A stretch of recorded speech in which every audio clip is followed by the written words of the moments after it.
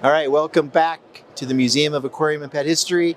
It's Super Zoo 2024. This is our Super Zoo interview series. And right now I have Sandy has rejoined us with one of her closest fish farming friends, Mike Norton. How you doing, Mike? I'm doing all right. You? Good, I'm doing great. All right, so Mike, you're a fish farmer.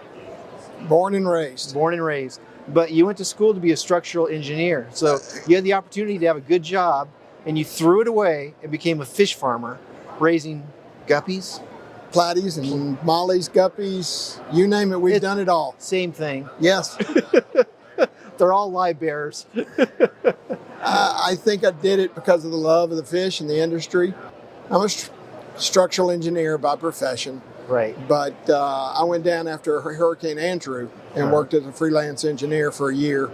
Kind of got burned out with the whole back and forth. I drove down there for an entire year, worked down in Miami. Came back, said, Dad, I know I've been helping you part-time. I think I want to do this full-time. Let's go. We dug an extra 50 ponds and the rest is history. Haven't done an engineering job since. My gosh. But I bet you have a pretty good fish farm where it's structurally sound. Oh, yeah. Oh, yeah. It stays up now. It has not fallen down in the hurricanes. No hurricanes knocked your fish farm down. No. So your dad started the business. Correct. We actually started in Baton Rouge, Louisiana, back in the 60s. Really? He and Elwyn Segrist, dear friend of Dad's, they met at Texas A&M at an aquaculture seminar. And Dad was already in the hobby with regard to the dry goods. We sold aquariums, bird cages, you name it, the old Metaframe aquariums. And he always had an itching for tropical fish. He raised angels in his basement when he was young in the Carolinas, in his mom's basement.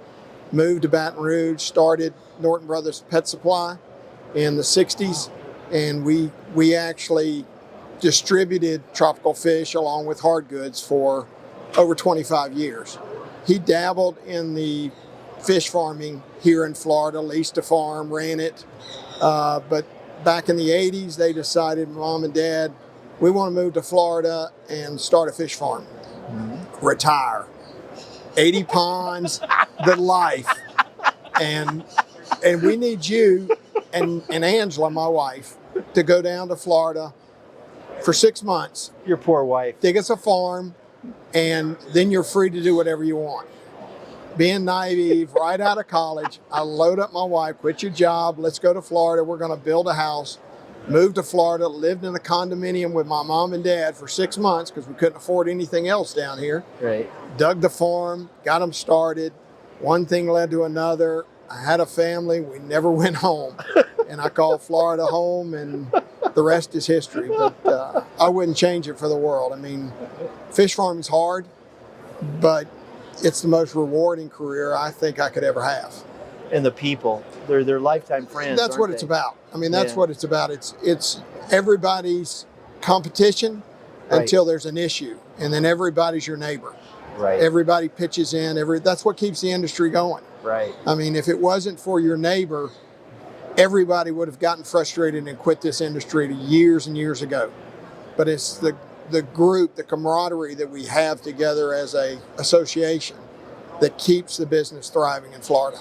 So if a hurricane comes in and wipes out part of a farm, you guys all band together and help that guy out. Oh, absolutely. During Hurricane Andrew is a prime example. I was down there as an engineer, but I knew Sutherland Tropicals was actually a fish farm down in Miami. Right. So I called Segrist, got contacts, went down, and they had gotten wiped out with regard to, they all do fish farming above ground. So they've got trees and buildings laying on top of their vats. Wow. So I would work all day in Miami doing structural engineering inspections.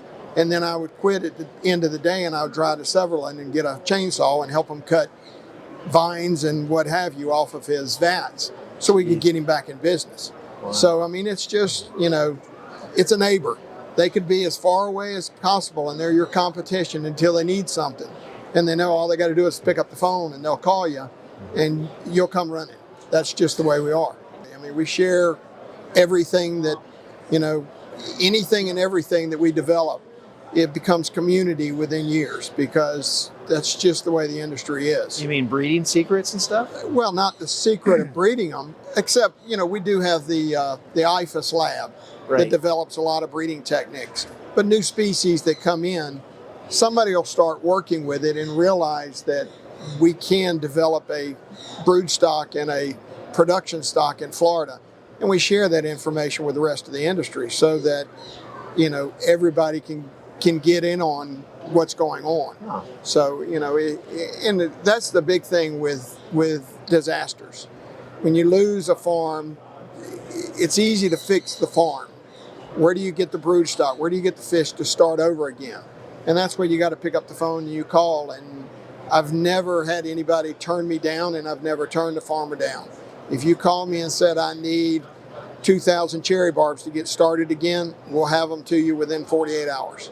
It's just amazing. The way we are. I mean, that's just the business we're in. That's crazy. Did you guys develop any new fish? Any new morphs, varieties? Norton's worked with the aquaculture lab, IFAS, back in the 90s, and we developed a technique for spawning red-tail and rainbow sharks. And really? We were one of the first farms, in conjunction with Fisheries, to produce that fish for the market out of Florida. It's since been duplicated, and there are several farms now. I actually do not produce the fish anymore and gave all of my brood stock to another farmer that is still doing it today.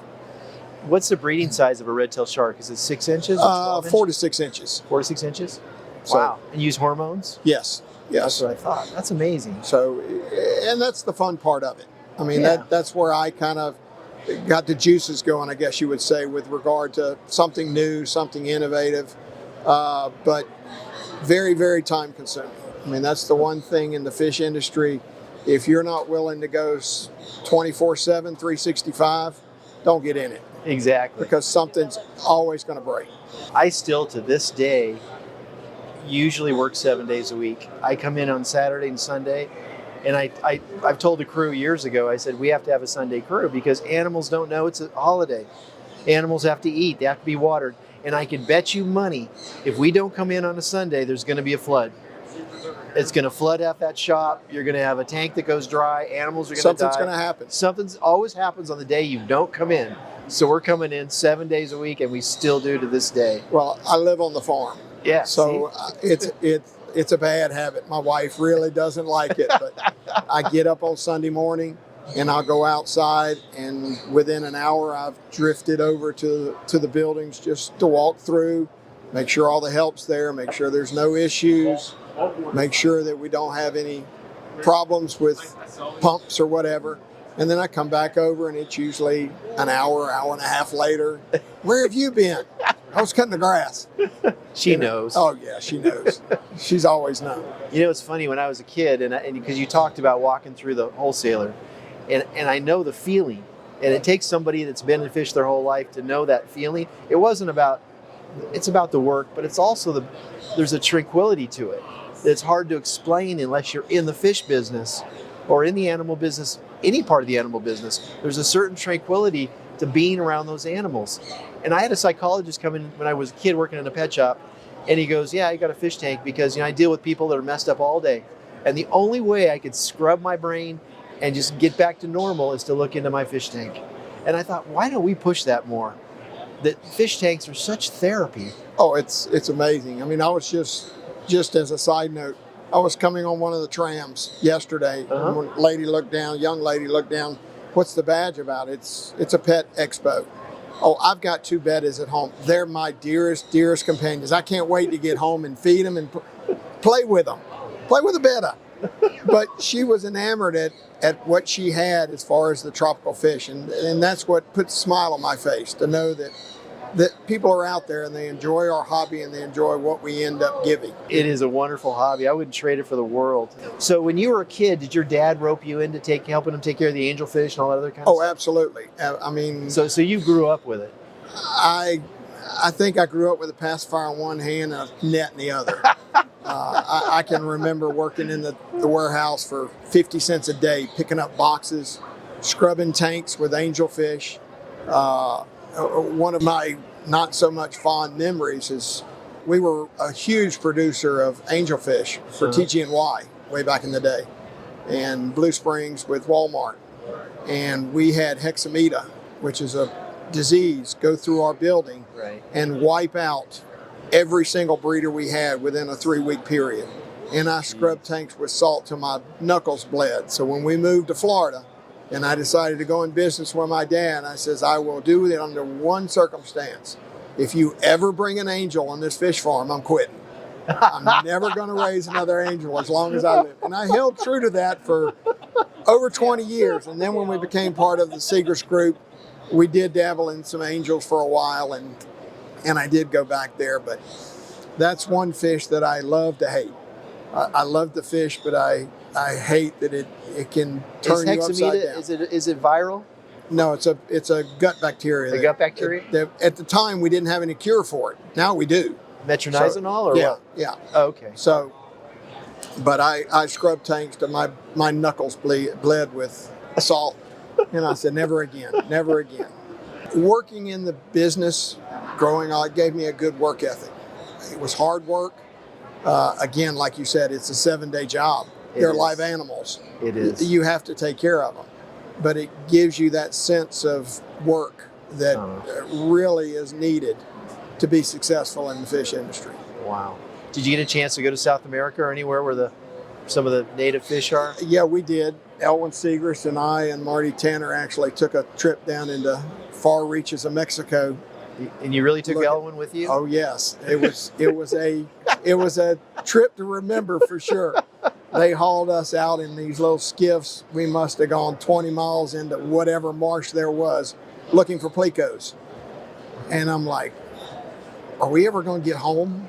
I mean, the three of us riding in this skiff with 16 or 17 locals, and I'm like, I don't know if this is for me, but we do what we do. It was fun at the end. But you look back at it, it was a really good trip. Wow. But at the time, it was like, what are we doing?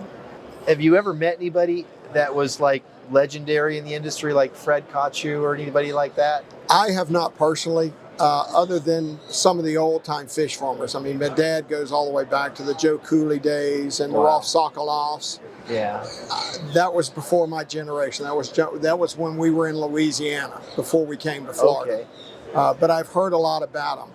As far as in the pet industry, the one name that I'll never forget as long as I live is Fred Finston. He was a rep for Metaframe back in the 70s. And he was a big fella, and he used to come to our farm to do, or our business in Louisiana to do open houses or whatever. And he'd always go outside and throw the ball with me, and he was just a hilarious guy to be around. But that name sticks with me. I come by your booth every year, and it just fascinates me. It kind of shows my age as well, that you've got the old Pinplex diving. Oh yeah, all that stuff. And those were the things that I grew up with, that I actually dealt with back in the day. So it's really interesting to see that somebody's keeping that bit of history alive, because my kids, my grandkids, don't know anything about that part of it. Do you watch the 5-minute videos that we produce? I do. Yeah, because I've had a lot of Pinplex on there, because there's an actual group that collects Pinplex. Is it really? Yeah, there's a Metaframe group and a Pinplex group. It's amazing to me. Wow. You know, that they're so enamored with these ornaments. And one guy that's a huge collector, he's a toy collector that got into Pinplex ornaments and just loves them, can't get enough of them. So, and some of them are quite rare. Wish I would have known that when we closed down the business back in the 80s. Everybody tells me that. I threw so many of those away, Gary. Oh my God. I go, don't tell me that, please. I won't tell you then. Is there any fish farms left outside of Florida, like in Louisiana or Arkansas? Are they all gone in those states? Tropical fish, I would think that they're all gone. There's goldfish producers, and there's a few others. But I mean, we tried fish farming in Louisiana for several years, and the water's just not right. It's too muddy, it's too murky. The soil's got too much mud and clay in it. It's just so, Florida is where it is with regard to ornamental tropicals. There are some doing some hot spring stuff in above ground vaults, but nothing in the ground like we do in Florida. Yeah, because Florida, you've got coral. You're sitting on a coral bed, basically. That's Miami. Hillsborough County, we're sitting on peat. On peat moss? Peat moss. So they've got alkaline water and you've got acidic water. That's correct. And so you can way raise back- angelfish. Yeah, your plan, not mine. But we, swordtails was the item for Hillsborough County back in the 90s and early 2000s because of the color. Right. Because of that peat gave you that rich color tone in the water that you could create a truly velvet red velvet sword. And that art, of course, is gone because it's just the farmers are not there to do that. Pricing, the economy, worldwide trade. But that's, South Florida has coral and they do everything in basically a swimming pool. Right. We do everything either above ground in vats or in dirt, earthen ponds. And the beauty of it is we pump a pond dry, fills itself back up in 5 days by itself. We don't have to turn the water hose on. That's amazing. So how they found that land when they first found it in the 40s, I have no idea. But the strip of land that we live on, that 4 or 5 mile stretch of road is fish farms all the way to the end. And that's because the water table and the water quality is perfect for what we do. Was it Leif de Mason, who does African cichlids, he's in the south, He's right? in the south, Near that's correct. Base, yeah. So he's got real alkaline water and he can just throw the fish in the ponds and they breed. Was Albert Greenberg the first person to do fish farming in Florida? As far as I know, yes. Yeah. Okay, I'm just curious. That's an Elwin question or a dad question. Did you ever sell Walmart when you were doing fish? Oh, absolutely. That's did? what we came to Florida for. To sell Walmart? We had 2 customers when we opened our doors, Seagrass Farms and Blue Springs Hatcheries. Wow. And that's all we did. Wow, it's crazy. So, and we did nothing but platies and mollies. That was the only fish we raised. Huh. Things have changed a lot in the last Why 35 years. Why do you think things like bleeding heart platies disappear? Because that's what I had as a kid, and I loved them. They were white with all the speckles on the belly. Right. And then it's disappeared. I asked people, I said, well, where can I get bleeding heart platies? He goes, oh, they're no longer. Nobody breeds them. It was an inbred. It was a mutation. Oh, okay. So as long as there was a market for it, it continued. As soon as that market got to a certain level, it didn't make any sense to continue to produce. And it was probably one producer that had that fish. Right. And once that producer quit it, it disappeared from the market. That's happening to a lot of different fish, especially the live bearers. Yeah, I could see that. I have to tell you my one live bear story. When I was getting reptiles back in my 20s, I was traveling and collecting reptiles. And a buddy said, you want to go diving? And there's a pond not too far. And it was really cold. This is in Honduras. It's hot and humid. So there's this cold pond. And I get in there and there's these gobies. And there's all these swordtails, green swordtails, native. Right. In Honduras. And it was fun. I mean, I was like in a fish tank swimming around. And so we get out and we hike back and we get into this little compound. I sit down. He grabs a can of gasoline and a rag and he hands it to me. And I go, what's this for? He goes, look at your legs, covered in ticks. I was going to say ticks or leeches. Covered in ticks. I'm like, When I got home, I had one in my back that I missed, full of blood. I'm like, oh God. Yeah, all because you decided to chase for fish. Yeah, chase fish. But that's, you know what? It didn't really bother me at the end of the day. I was more worried about the gasoline on my skin than I was the ticks. But that's the beauty of it. That's why we love this industry so much. That's correct. You meet all kinds of people when you travel. You go to these other countries and they invite you for dinner. They treat you like family. Absolutely. Wherever you go. Yeah. Because there's a bond. There really is a bond in pets. And people don't really understand that sometimes. I go, look, if there's a waiting room up there, if we get up there, I hope I'm with a bunch of pet people because that's who I want to be with. You'll never run out of things to talk about. That's for sure. Exactly right. That's exactly right. So did you ever catch any snakes or anything as a kid? Did you ever go out? I wasn't a big snake person. This is the snake person. I know, she's a snake girl. I was always a fish, and I hunted a little bit, and frogs. But like I said, fish was my love from, again, as far back as I can remember. I never would have guessed when I was 15 or 16 years old, I'd be sitting here talking about the fish industry for the last 40 years. I had no, I was going to be a contractor, get a construction degree, get an engineering degree, and build a house. The only house I built is my own here in Florida. So life takes us in different directions, and you just got to follow along. But at the end of the day, I don't miss it. Your wife must really love you because she came along for the ride, and it was a hard ride. Oh, it definitely was, and I can't thank her enough for that. She's definitely been there for me. She's my rock. She's made sure that she keeps me balanced whenever I get unbalanced, and she's there when I need her, and then she allows me to do what needs to be done to keep the industry moving, keep the business going. And a little secret, Sandy told me you're her second favorite person in the world, but your dad is her first favorite person in the world. Yeah, my mom was probably, yeah, my mom and my dad are real close. She's a great lady. I really. And they've been together since sixth grade or something like that? I met my wife when I was about 9 years old. She moved into an apartment complex that my dad and brothers had owned. And she befriended my cousin who lived next door. So I knew her, I saw her as we grew up, and I got a little bit older. I kind of got a flair for her, and I finally got the nerve to ask her out when I was 15. And she said yes. So we've known each other since I was 9. We've dated since I was 15. Oh my God. We've been married 38 years. So great. And I couldn't be happier. You know, that's a wonderful part to stop, because I just love to hear that. Yep. You got a great story, and I know it's all true, and I'm so pleased to talk to someone that is the salt of the earth fish farmer like that, you know, that just stayed with it and doesn't want to get out of it. Because I don't either. People go, when are you going to retire? I go, why? I do what I love. You know, I live on it. yeah, exactly. If I retire, I wouldn't golf because I'm not a good golfer, and I don't like that. So, no, thank you so much for coming. Well, I appreciate you doing this. I really do appreciate you doing this for the industry. Yeah, well, thank you. All right.